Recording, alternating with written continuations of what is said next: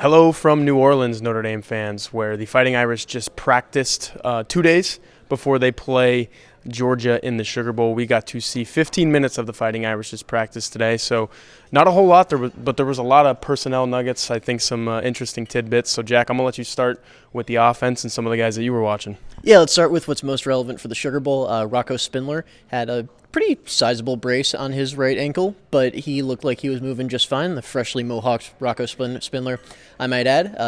I think he told some other reporters earlier today that he should be good to go for the Sugar Bowl, and very much looked like that at practice. Tyler, he was working with the first team offensive line in between Emil Wagner and Pat Coogan, as he always does. The rest of the line is the same. I talked to Joe Rudolph today. He stressed like how important it is that the line has been the same five guys since Week 9 against Navy, so that's significant. Elsewhere on the offensive line, Tosh Baker and Gerby Lambert were doing some stuff as like kind of in the tight end spot, so maybe we might see some 6 offensive linemen start from Notre Dame today, or they could have just been like replacing the tight end in the offensive line blocking scheme drills. Either way, they're the second team offensive tackles. Obviously, Charles Jagasaw, like I believe you said at our last practice report, repping at right guard.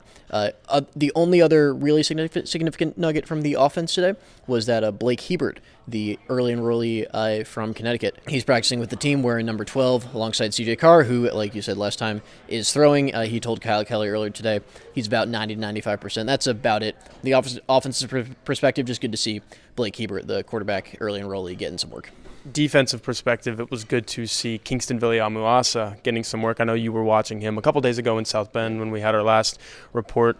He looked pretty good. Again, we only saw 15 minutes, so I was only standing by the linebackers for one of those 5-minute periods. We saw 3 5-minute periods, and he was going through the drills in his usual spot right behind Drake Bowen.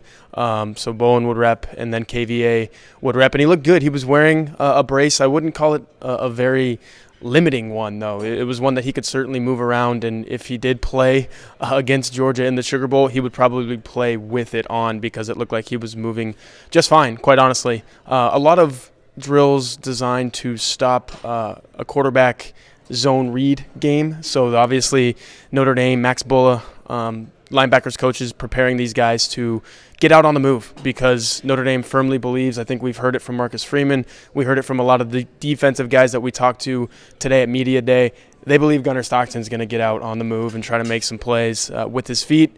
And then obviously Georgia has a couple pretty good running backs that he could just hand the ball off to instead. So a lot of directional drills with Max Bulla working on getting out and being able to make tackles in space. Somebody else who was working in those drills was Madden Faremo, obviously the incoming freshman linebacker that Notre Dame kind of stole from USC, I would say, on signing day. That was an exciting little signing day steal, if you will. And he's here, and he's kind of in the mix with Notre Dame right now. Obviously, he's not an option for this CFP run, but kind of like in the Blake Hebert sense, it's good to see him out there and getting these reps because you see it on the message board, you see it on social media. Some of those things that you read in those spaces are not necessarily true, but when people say it's invaluable to get these reps with the team, I think you're seeing that with Blake Hebert.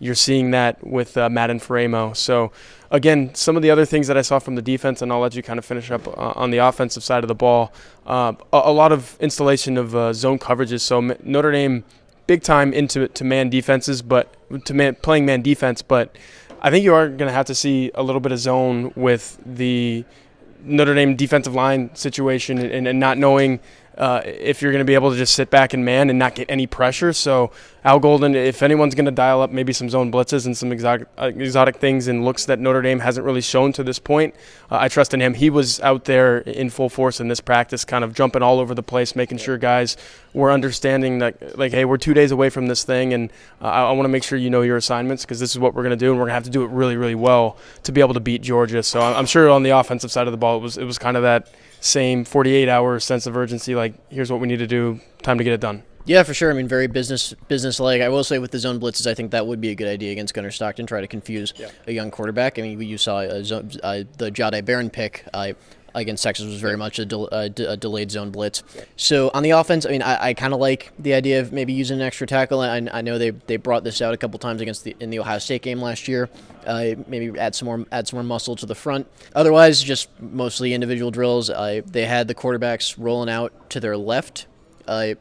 not something you can read too much into. But they haven't done a lot of like bootleg stuff this year, so maybe we see some of that. I've always felt like with how successful they are in some of those mid zones with Jeremiah Love, it would be a nice counter. But we'll see. Again, like it's a 15-minute practice period. We're probably reading too much into this. They're not going to show us like anything game plan specific. But there's some ideas that come from it. I will say it was kind of funny. There was me and a couple of other reporters in the end zone, and as we were walking around, some of the guys, Matt and Framo included, who are not factoring into what they were working on, the team was working on, they would kind of follow us. And you know how on the sideline you put up a towel and the people behind you can't see. They were kind of doing that. So it is to the point where Notre Dame knows, like, hey, this thing is right around the corner. And I kind of got that feel when we were in the Superdome. We will be back in the Superdome Wednesday night for the game, obviously. But until then, stay here on this YouTube channel. We'll have so much more coverage leading into the game. And definitely go to blueandgold.com for a bunch of written content as well leading into that game. So we appreciate you guys, and we'll see you Wednesday night.